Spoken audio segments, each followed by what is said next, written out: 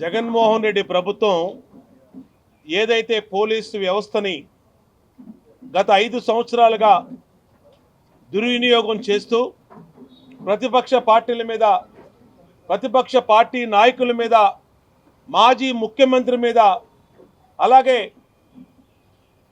Telugu Desam party జాతీయ కార్యదర్శి నారా లోకేష్ గారి మీద ఏ విధంగా అయితే తప్పుడు కేసులు గత 5 సంవత్సరాల నుంచి నిరంతరం పెడతా ఉన్నారో దాన్నే మళ్ళీ ఎన్నికల కోడ్ వచ్చిన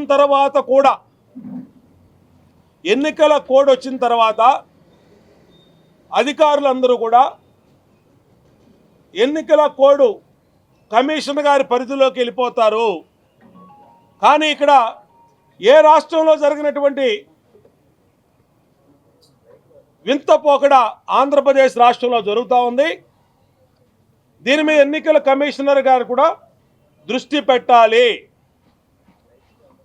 ఎందుకంటే ఇవాళ ఆపద్ధర్మ ముఖ్యమంత్రిగా ఉన్నటువంటి జగన్మోహన్ రెడ్డి ఎమ్మెల్యే లేరు, మంత్రులు లేరు, ముఖ్యమంత్రి లేడు.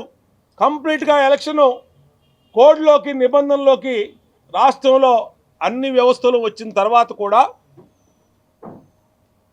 మీ కళ్ళ ముందే తప్పుడు కేసులు పెట్టి నామినేషన్ వేసినటువంటి నన్ను ఈరోజు పోలీసులు నిత్యం వేధిస్తూ ఉన్నారు. నిత్యం 100 మంది పోలీసులు నిన్న మా ఆఫీస్ చుట్టుముట్టారు. 100 మంది, 2 ఏసీపీలు, 4 సిఐలు, 6-7 మంది ఎస్ఐలు, కానిస్టేబుల్స్, టాస్క్ ఫోర్సు, వీళ్ళందరూ కూడా ఒక యుద్ధానికి వచ్చినట్టుగా విజయవాడ సిపి మా మీదకి పంపించాడు. మేము అడుగుతూ ఉన్నాం, ఏం తప్పు చేశాం? మేము రోజు ప్రజల్లో ఉన్నాం. సీఎం మీద గులకరాయి దాడి జరిగితే దానికి ఒక మైనర్ని తప్పుడు కేసులో ఇరికిచ్చి అతన్ని లోపల పెట్టారు. మళ్ళా ఈరోజు 164 స్టేట్మెంట్ అంట. జడ్జి గారి ముందు వాళ్ళ కుటుంబం ఏదైతే వేముల సతీష్ రిమాండ్లో ఉన్నాడో వాళ్ళ తల్లిదండ్రుల్ని అక్రమంగా నిర్బంధించి వాళ్ళ తల్లిదండ్రుల మేడ మీద కత్తి పెట్టి టార్చర్ చేసి 3rd డిగ్రీ ఉపయోగించి ఈరోజు మీ కొడుకు మేము చెప్పినట్టుగా 164 స్టేట్మెంట్ ఇవ్వకపోతే శాశ్వతంగా మీ కొడుకుని కోడికత్తి సీనులాగా జైల్లో ఉంచుతాము అని ఒక పోలీసు ఉన్నతాధికారులే బెదిరిస్తూ ఉంటే ఇంకా ఎక్కడ రాష్ట్రంలో చట్టం అమలు అవుతోంది? ప్రతి అంశాన్ని ఎలక్షన్ కమిషన్ గారి దృష్టికి తీసుకెళ్తా ఉన్నాం, డీజీపీ దృష్టికి తీసుకెళ్తా ఉన్నాం. మొత్తం డీజీపీ, సిపి, ఏసీపీలు అందరూ ఒక సిండికేట్గా ఏర్పడి, ఈ పోలీస్ సిండికేట్గా ఏర్పడి Telugu Desam party nomination MLA contested క్యాండిడేట్లను వేధిస్తానికి కుట్ర పన్నారనంటే ఇంతకన్నా దుర్మార్గం ఉందా అని అడుగుతా ఉన్నా. సిగ్గుతో చచ్చిపోవాలి మీరు ఐపీఎస్లు. మీరు ఉన్నతమైన చదువులు చదువుకొని కష్టపడి ఐపీఎస్లు అయ్యి ఇవాళ ఒక నేరగాడి చేతిలో కీలుబొమ్మలుగా మారిపోయారంటే ఇంతకన్నా దుర్మార్గం ఉందా? మీ చొక్కాల మీద ఉన్నటువంటి ఐపీఎస్ సిగ్గుతో తల వంచుకుంటుంది. సిపి కాంతిరావు అన్న టాటా అని చెప్తా ఉన్నా, డీజీపీకి చెప్తా ఉన్నా, సీతారామాంజలికి చెప్తా ఉన్నా. ఏంటిది? గులకరాయి వేశాడని అతను తీసుకెళ్లారు. అతను స్పష్టంగా చెప్పాడు, ప్రెస్లో పేపర్లో వచ్చింది. మా అన్నా క్యాంటీన్ని, మా ఇంటి పక్కన ఉండే అన్నా క్యాంటీన్ తొలగిచ్చారు. మా అమ్మకి 200 నాకు 300 ఇస్తానని డబ్బులు ఎగ్గొట్టారు. మధ్యాహ్నం నుంచి ఎండలో నుంచున్నాము, ఆ కడుపు మంటతోనే గులకరాయేశానని చెప్పి అతను స్పష్టంగా చెప్పాడు. చెప్పిన మైనరు బాయ్ అయినటువంటి వేముల సతీష్ని తప్పుడు ఆధార్ కార్డు సృష్టించి తప్పుడు బర్త్ సర్టిఫికేట్ సృష్టించి ఇవాళ అతన్ని రిమాండ్కి పంపించి వాళ్ళ తల్లిదండ్రుల్ని బెదిరించి 2 రోజుల నుంచి వేముల సతీష్ వాళ్ళ అమ్మ నాన్న పోలీసుల చిత్రహింసలు తట్టుకోలేక, మేము పెద్దవాళ్ళమండి, మా అబ్బాయి అలా తప్పు చేయలేదండి అని బతిమలాడుకుంటా ఉన్నా ఈ పోలీసుల మనసు కరగలేదు. మాకు తాడేపల్లి నుంచి ఆదేశాలు వచ్చినాయి, మేము చేయాల్సిందే, మీ అబ్బాయి కన్ఫెషన్ స్టేట్మెంట్ ఇవ్వాల్సిందే అని ఇవాళ జడ్జి గారి ముందు 164 స్టేట్మెంట్కి పెడతా ఉన్నారు. దాని ద్వారా ఇది వేముల సతీష్ స్టోరీ. రెండోది, మా సెంట్రల్ నియోజకవర్గ బీసీ నాయకుడైన వేముల దుర్గారావు. ఇతను పాపం ఏంటంటే ఆ వడ్డెరగూడెంలో ఉండటం ఇతను పాపం. ఇతనికి రాయేసిన అతను వేముల, ఇతను కూడా వేముల. ఏ సంబంధం లేనటువంటి ఇతను తీసుకుని వెళ్ళి 6 రోజులైంది. ఎక్కడున్నాడో తెలియదు, కోర్టుకు బెటరు, రిమాండ్ చూపించరు. ఎవడిచ్చాడండి మీకు ఈ చట్ట ఉల్లంఘన హక్కులు? మీకు ఏం చెప్తుందండి న్యాయ చట్టం? న్యాయశాస్త్రం ఏం చెప్తుంది? సిపి గారు మీకు తెలీదా? 24 అవర్స్ లోపు జడ్జి గారు ముందు పెట్టాలని తెలీదా మీకు? 6 రోజుల నుంచి ఎవరో కాకినాడ నుంచి ఏసీపీ హనుమంతరావుని పిలిపించారు, రమణమూర్తి అనే ఏసీపీని గుంటూరు నుంచి పిలిపించి చిత్రహింసలు దుర్గారావుని, వేముల దుర్గారావుని, వాళ్ళ తాలూకా 5 ఆడవాళ్ళని ఇవాళ కూడా వాళ్ళ ఇంటి మొహం చూడాల, ఒప్పుకోమని, తప్పుడు కేసు ఒప్పుకోమని ఆడవాళ్లతో సహా పోలీస్ స్టేషన్లో పెట్టి చిత్రహింసలు పెడుతున్నారంటే అసలు ఈ రాష్ట్రంలో చట్టం అమలవుతుందా? చట్టం అనేది ఉందా? ఎన్నికల సంఘం పట్టించుకోదా? మేము మొదటి రోజే ఎన్నికల సంఘానికి కంప్లైంట్ చేశాం, సిబిఐ ఎంక్వైరీ ఇవ్వండి, సీఎం మీద గులకరాయి దాడిని గతంలో కూడా కోడికత్తి కేసు ఇట్లాగే చేసి సానుభూతి పొందడానికి అమాయకుడైన కోడికత్తి సీను ఇరికిచ్చి 5 సంవత్సరాలు జైల్లో పెట్టించిన ఘనత జగన్మోహన్ రెడ్డిది. కాబట్టి మీరు సిబిఐ ఎంక్వైరీ ఇవ్వండి అని చెప్పి మొదటి రోజే లెటర్ రాశాం. ఎవరు రాయాల్సిన లెటరు? జగన్మోహన్ రెడ్డి రాయాల. నా మీద దాడి జరిగింది, నా మీద దాడితో అన్నీ తేల్చండి అని చెప్పి అతను రాయాల్సినటువంటి లేఖని మేము ఒక ముఖ్యమంత్రి మీద దాడి జరగటం కరెక్ట్ కాదు, అది గులకరాయి అవనండి, కంకర్రాయి అవనండి, కరెక్ట్ కాదని చెప్పి మేము ఎన్నికల సంఘానికి సిబిఐ కుమ్మని లెటర్ ఇచ్చాం. గవర్నర్ గారిని కలిసాం, గవర్నర్ గారికి కూడా సిబిఐ ఎంక్వైరీ ఇవ్వండి అని జరిగిన విషయం మొత్తం చెప్పి ఆయనకి సిబిఐ ఎంక్వైరీ ఇవ్వండి, అమాయకులను ఇరికిస్తున్నారు, ఇలా వడ్డెరగూడెంలో వాళ్ళని ఆడవాళ్ళతో సహా తీసుకెళ్ళి పోలీసులు కొడుతున్నారు, దాదాపు 20-30 ఆ రోజుకి ఆడవాళ్ళు వడ్డెరగూడెంలో కనపడతలేదు, 10 మంది వడ్డెర కులంలో వడ్డెర కాలనీ పిల్లలు కనపడతలేదని చెప్పి గవర్నర్ గారు చెప్తే గవర్నర్ గారు ఆశ్చర్యపోయాడు. ఇదేంటి ఇలా కూడా చేస్తారా అన్నాడు. సుప్రీంకోర్టు న్యాయమూర్తిగా పనిచేసినటువంటి గవర్నర్ గారికి కూడా వీళ్ళ క్రిమినల్ పాలిటిక్స్ అర్థం కానటువంటి పరిస్థితి వచ్చిందంటే ఏ విధంగా ఈ రాష్ట్రంలో జగన్మోహన్ రెడ్డి వ్యవస్థల్ని తన రాజకీయ కక్ష సాధింపుకు వాడుకుంటాను అన్నది అర్థమవుతోంది. నేను అడుగుతా ఉన్నా, ఎందుకు ఎవరు మీరు సిబిఐ ఎంక్వైరీకి? మీకు చిత్తశుద్ధి ఉంటే దాడి మీద వాస్తవాలు తెలియాలంటే సిబిఐ ఎంక్వైరీ రాయండి. ఎందుకు మీరు వేముల సతీష్ని 164 తప్పుడు కన్ఫెషన్ స్టేట్మెంట్ ఇప్పిస్తూ ఉన్నారు? ఎందుకు వాళ్ళ అమ్మా నాన్నని చిత్రహింసలు పెట్టారు? వేముల దుర్గారావుని 6 రోజుల నుంచి ఎందుకు రిమాండ్కి జడ్జి గారి ముందు పెట్టకుండా ఎందుకు మీరు అతను చిత్రహింసలు పెడుతున్నారు?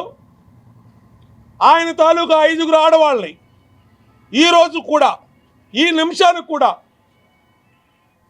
చిత్రహింసలు పెడుతూ వాళ్ళని కేసు ఒప్పుకోమని, మా పేర్లు చెప్పమని ఎందుకు మీరు చేస్తూ ఉన్నారు? కొంచెమన్నా చదువుకున్న ఐపీఎస్కి నీతి ఉండాలి. సిపి గారు, నీతి, కనీసం ధర్మం. ఐపీఎస్ చదువుకున్నావు, గౌరవప్రదమైన పోస్టులో ఉన్నావు. నువ్వు నా కోసం మొత్తం వడ్డీని కూడా ఇబ్బంది పెడతావా? చంద్రబాబు గారి కోసం, లోకేష్ గారి కోసం, బోండావుమా కోసం నువ్వు వడ్డీని కూడా మొత్తం ఇబ్బందులు పెడతావా? సిపి కాంతిరాన్ టాటా, నిన్ను అడుగుతా ఉన్నావు. ఏం చేశారా వాళ్ళు? బోండావుమాని ఇబ్బంది పెడతాం కోసం మొత్తం జీ హుజూర్ అంటూ తాడేపల్లిలోంచి ఫోన్ వస్తే నుంచొని మాట్లాడుతున్నాడు ఫోన్లో కూడా సెల్యూట్ కొట్టి. ఇదేమి పద్ధతో, ఇదేమో అర్థం కావట్లా. ఫోన్లో కూడా సెల్యూట్ కొట్టే ఆఫీసరు కాంతిరాణ టాటా, విజయవాడ సిపి. నేను చెప్తా ఉన్నా మీకు, ఇలాగే తెలంగాణలో కేసీఆర్ గవర్నమెంట్లో జీ హుజూర్ అన్నటువంటి ఐపీఎస్ అధికారులు జైల్లో ఉన్నారు. చూసుకో, వెళ్ళి ఒక్కసారి గుర్తెచ్చుకో. గవర్నమెంట్ మారినాక వాళ్ళ ఫోన్ ట్యాపింగ్లు, వాళ్ళ బాగోతాలు మొత్తం కూడా బయటకు వచ్చి ఇవాళ ఊచలు లెక్క పెడతా ఉన్నారు. విదేశాలకు పారిపోయారు. రేపు వచ్చేది జూన్ 4వ తారీఖున మా గవర్నమెంట్ వస్తుంది. రేపు ఈ రాష్ట్రంలో గవర్నమెంట్ మారంగానే తప్పులు చేసిన మీరు ఎక్కడికి పోతారని అడుగుతా ఉన్నా. ఎక్కడికి పోతారు? జగన్మోహన్ రెడ్డి అంటే జైలుకి పోతాడు, లేదంటే విదేశాలకు పోతాడు. మీరు ఎక్కడికి పోతారని అడుగుతా ఉన్నా. కాబట్టి జాగ్రత్తగా చట్టాన్ని, ధర్మాన్ని పాటించండి. మేము ఆల్రెడీ ఈరోజు హైకోర్టు చీఫ్ జస్టిస్ గారికి కూడా నేను మెసేజ్ పెట్టా. ఎన్నికల ప్రధాన కమిషనర్ గారికి కూడా మెసేజ్ పెట్టా. నేను మిమ్మల్ని విడిచిపెట్టను. బోండా ఉమాని తప్పుడు కేసులో అక్రమంగా ఇరికించాలనంటే మిమ్మల్ని ఈజీగా వదిలిపెట్టను. గుర్తుపెట్టుకోండి. నిన్న 100 మంది పోలీసులు మా ఆఫీస్ దగ్గర పంపించాల్సినటువంటి అవసరం నీకేంటి? ఏం అవసరం అని అడుగుతా ఉన్నా. మేము జనాలను తిరుగుతున్నాంగా. నిన్న ఒక్కడిని వెళ్ళి ఊరేగింపు కూడా లేకుండా నామినేషన్ వేసి వచ్చాం. మా కోసం, ఒక్కడి కోసం ఇంతమంది పోలీసా? తప్పుడు కేసు కోసం వేముల సతీష్ తల్లిదండ్రులు ఇబ్బంది పెడతారా? 3rd డిగ్రీ ఉపయోగిస్తారా? తప్పుడు కన్ఫెషన్ స్టేట్మెంట్ ఇప్పిస్తారా? వేముల దుర్గారావుని 6 రోజుల నుంచి ఏమైపోయాడో కూడా తెలియదు, అసలు బతుకున్నాడో లేడో కూడా తెలియనటువంటి పరిస్థితి. ఈ పోలీసులు అతను ఉంచారా, లేదంటే వివేకానంద రెడ్డి గారిలాగా ఇతను కూడా ఏమన్నా చేశారా? సమాధానం చెప్పు సిపి అని అడుగుతా ఉన్నా విజయవాడ సిపిని. నా మీద కనుక తప్పుడు కేసులు కనుక పెట్టాలని చూస్తే న్యాయ పోరాటం చేస్తాను, విడిచిపెట్టే ప్రసక్తి లేదు. మీరు రేపు గవర్నమెంట్ మారినాకైనా సరే దీని మీద మొత్తం గులకరాయి దాడి మీద సమగ్ర విచారణ చేపిస్తాం. మొత్తం ఈ అధికారులను కూడా ఏదైతే ఫ్యాబ్రికేటెడ్ స్టేట్మెంట్లు ఇప్పించి ఒడ్డర సామాజిక వర్గాన్ని చిత్రహింసలు పెట్టారో వీళ్ళందరినీ కూడా రేపు కోర్టులకు ఈడుస్తాం, జైలుకు కూడా పంపిస్తాం. గుర్తుపెట్టుకోండి, జైలుకు కూడా పంపిస్తాం. తెలంగాణలో ఏ విధంగా జరిగిందో రేపు మీకు గవర్నమెంట్ మారంగానే ఇంకా మే 13 20 రోజులు ఉంది. ఇంకా 20 రోజుల్లో ఎన్నికలు, జూన్ 4వ తారీఖు కౌంటింగ్ ఖచ్చితంగా అయిపోయినాక కొత్త ప్రభుత్వంలో సమగ్ర విచారణ జరుగుద్ది. మీరు చేసిన తప్పులకి జైలుకి వెళ్ళటానికి కూడా సిద్ధంగా ఉండాలి, తప్పు చేసిన అధికారులకని హెచ్చరిస్తా ఉన్నా.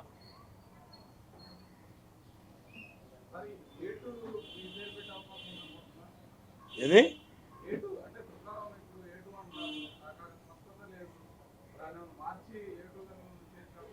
ఇది ఏమైనా చేస్తారండి, క్రిమినల్ పాలిటిక్స్ నడుస్తూ ఉన్నాయి. మేము ఎన్నికల కమిషనర్ గారికి స్పష్టంగా డే 1 లెటర్ ఇచ్చాం. ఏమని? దీని మీద సమగ్ర విచారణ సిబిఐ విచారణ చేయండి, ఎవరు తప్పు చేస్తే వాళ్ళు పట్టుకుంటారు. వాళ్ళు ఈ తప్పుడు అధికారులు ఎవరైతే వైసీపీకి సలాం కొడుతున్న ఐపీఎస్లు వీళ్ళని విధుల నుంచి తప్పించండి అని కూడా చెప్పాం. మేము వేముల దుర్గారావు కుటుంబాన్ని వారం రోజుల నుంచి ఆడవాళ్ళను కూడా పోలీస్ స్టేషన్లో పెట్టారు.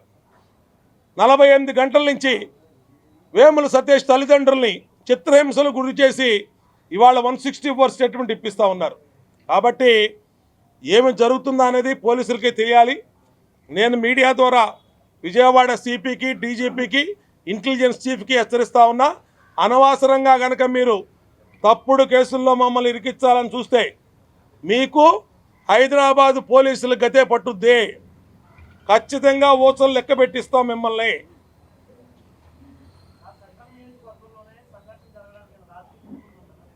ఎవరికి తెలుసండి, ఆ మహానుభావుడు ఆ దరిద్రం మాకెందుకు వచ్చింది?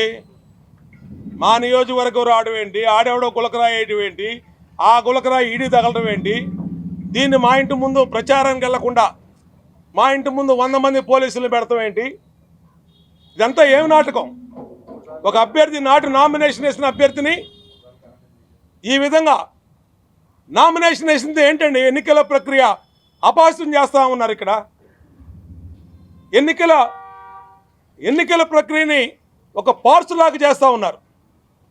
నా ఇంటి ముందు, నా ఆఫీసు ముందు నిన్న అంతమంది పోలీసులు వచ్చారంటే దేనికి వచ్చారు? నిన్న మా కార్యకర్తలు కనుక నిలవబడపోతే నిన్నే అక్రమ కేసుల్లో కస్టడీలో తీసుకునేవాళ్ళు. ఇలా ప్రచారానికి వెళ్లకుండా ఇదేనా జగన్ 175/175 అన్నావు? ఇదేనా నీ తప్పుడు ఆలోచన? చెత్త పార్టీ, చెత్తనాయాళ్ళు.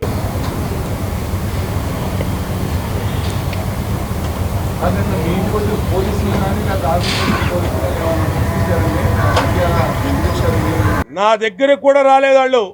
మొత్తం దిగ్బంధనం చేసి నన్ను పట్టుకుందామని చూశారు. దాదాపు 1500 మంది కార్యకర్తలు, మా కార్యకర్తలు వచ్చి నన్ను అక్కడి నుంచి తీసుకొచ్చారు బయటికి.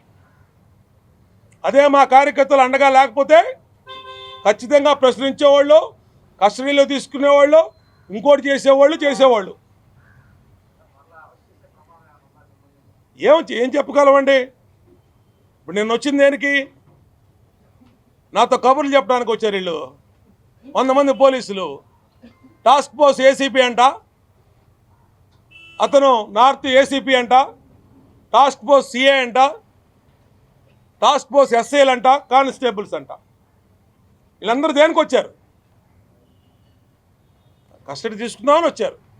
తప్పుడు కేసుల్లో సందు దొరికితే నిన్నే పట్టుకుపోయేవాళ్ళు. మళ్ళీ ఇవాళ రేపని చూస్తాను. నేను విడిచిపెట్టిన న్యాయ పోరాటం చేస్తాను. ఆల్రెడీ చీఫ్ జస్టిస్కి మెసేజ్ కూడా పెట్టాం. హైకోర్టు చీఫ్ జస్టిస్ గారికి ఇలాగ ఒక ఎన్నికల నిబంధనలను ఉల్లంఘించి ఒక కంటెస్టెడ్ క్యాండిడేట్ని బయట ప్రచారానికి కూడా తిరగనీయకుండా తప్పుడు కేసుల్లో పెట్టి మమ్మల్ని మా కుటుంబ సభ్యుల్ని ఇబ్బంది పెడతా ఉన్నారు. మరి 20 రోజుల పాటు ఇదే విధంగా ఇబ్బంది పెట్టే ప్రచారానికి అన్నిటి కూడా తీవ్ర ఇబ్బంది పడే అవకాశం లేదు. అదే కదండి వాళ్ళ ఉద్దేశం ఏంటి? వైసీపీ ఉద్దేశం తెలుగుదేశం పార్టీ అభ్యర్థుల్ని, పోటీ చేస్తున్న అభ్యర్థుల్ని వాళ్ళ సొంత వైసీపీ పోలీసుల చేత మమ్మల్ని ఇబ్బంది పెట్టి వాళ్ళు ఇష్టారాజ్యంగా చేసుకోవాలని చూస్తూ ఉన్నారు. దాన్నే మళ్ళీ ఎన్నికల కమిషనర్ గారు కూడా కంప్లైంట్ ఇచ్చాం. ఇక్కడ ఎన్నికల కమిషనర్ గారు ప్రధానంగా స్పందించాలి. మీ పరిధిలో ఉన్నటువంటి పరిపాలనలో ఇలాగ అక్రమంగా పాలకపక్షం వైసీపీ సొంత పోలీసులను ఉపయోగించి ఈ విధంగా చేస్తూ ఉందంటే మరి మీరు ఎలా చూస్తూ ఊరుకుంటున్నారు? మీరు చర్యలు తీసుకోండి. చేతులు జోడించి ఎలక్షన్ ప్రధాన కమిషనర్ గారిని కోరుతున్నాం. చీఫ్ జస్టిస్ ఆఫ్ హైకోర్టు వారికి కూడా మెసేజ్ పెట్టాం. ఖచ్చితంగా న్యాయ పోరాటం న్యాయపరంగా అన్ని చర్యలు తీసుకుంటాం. ఇంకోసారి ఇప్పుడు మిమ్మల్ని ఈ విధంగా ఇబ్బంది పెడితే రేపు అంటే ఎలక్షన్స్ రోజు పోలింగ్ మేనేజ్మెంట్లో అన్నీ చేస్తారండి, అన్ని అక్రమాలు చేస్తారు. అన్ని అక్రమాలు చేసే గెలవాలని చూస్తుంది వైసీపీ. రేపు పోలింగ్ రోజు చేస్తారు.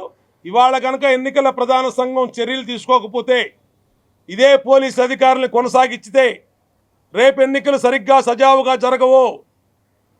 రేపు 13వ తారీఖు పోలింగు ఇదే పోలీసులతో ఓటర్లను కూడా భయపెట్టి, నాయకుల్ని భయపెట్టి, మహిళల్ని భయపెట్టి, పోలీసుల చేత చిత్రహింసలు పెట్టి వీళ్ళకు అనుకూలంగా ఓటింగ్ కూడా వేయించుకునే ప్రమాదం ఉంది.